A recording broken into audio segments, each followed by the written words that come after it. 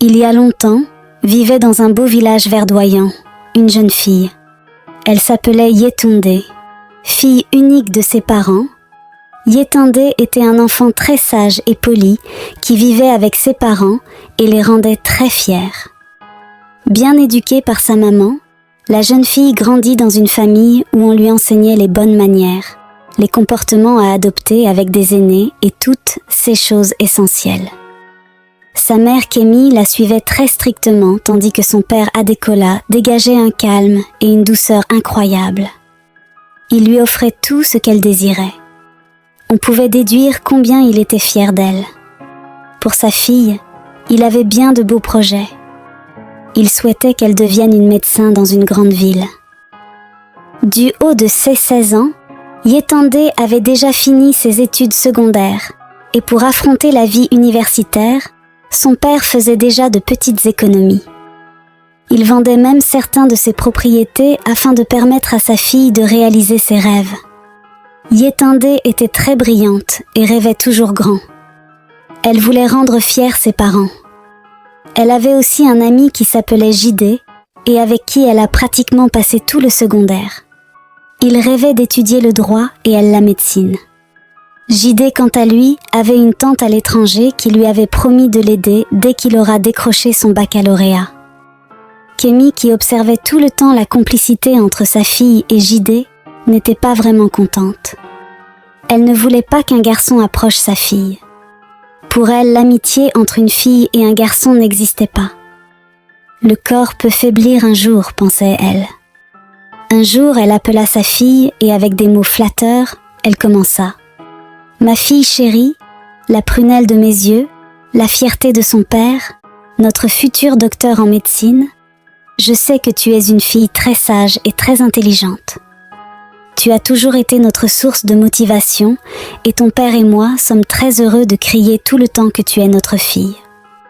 Mais je me dois tout de même de t'informer de quelque chose qui retient toujours mon attention. Il s'agit de ton ami Jide. Je sais à quel point tu l'adores, mais tu dois faire attention parce que tu es une fille et tu peux tomber enceinte. Je sais que tu n'as pas d'idée derrière votre amitié, mais le corps peut faiblir et rapidement un rapport sexuel non protégé peut amener à une grossesse.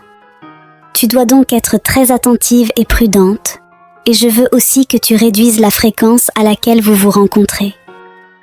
Tu dois aussi éviter de te retrouver toute seule à l'intérieur avec lui, ma chérie.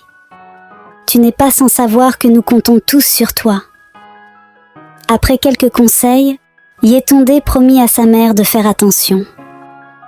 Un jour, Jide courut chez son ami pour lui raconter la bonne nouvelle. En fait, il pourrait maintenant se rendre à l'étranger car les procédures de son voyage étaient déjà prêtes. Yetunde partageait elle aussi sa joie. Tu pourras maintenant accomplir ton rêve de devenir avocat. Félicitations, Jide. Je suis très contente pour toi. Cependant, elle se rendit compte qu'elle ne pourra plus voir son ami quand il sera parti à l'étranger. Je ne te verrai plus. Tu seras maintenant si loin de moi, remarqua-t-elle tristement. Écoute, Yetunde, commença Jide. J'aurais aussi voulu que nous poursuivions ensemble nos études comme nous l'avons toujours fait, mais malheureusement on doit se séparer. J'irai étudier à l'étranger, mais une fois que j'aurai fini mes études, je reviendrai, et je suis que tu serais déjà médecin et moi avocat. On pourra être tous les deux fiers de tout ce qu'on a accompli et de notre parcours de vie. Ils se prirent tous les deux dans les bras, et on pouvait remarquer la mosaïque de sentiments qui passèrent sur leurs visages. Ils bavardaient devant la maison, et quelque temps après, la mère de Yetunde sortit de la maison pour aller faire des courses au marché. Ils allèrent alors tous les deux dans la chambre, et au fur et à mesure, la conversation devenait de plus en plus intime. Ils finirent par s'embrasser tous les deux, et emportés par leurs émotions. Ils finirent par échanger leurs corps, leurs esprits, et leurs âmes. Le moment tant attendu était enfin arrivé. Jide s'en allait pour très longtemps. La jeune fille était très malheureuse et les adieux furent très douloureux. Elle était très proche de Jide qu'elle ne s'était même jamais imaginé vivre sans lui. C'était tout nouveau pour elle. Des jours étaient passés depuis le départ de Jidé, mais Yetunde ne semblait pas s'en remettre.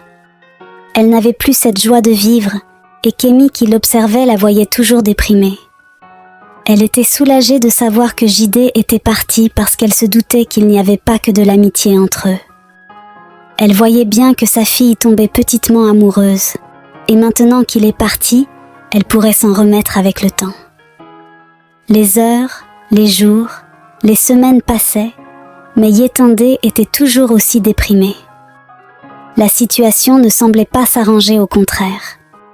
Elle ne mangeait même plus et avait perdu tout appétit.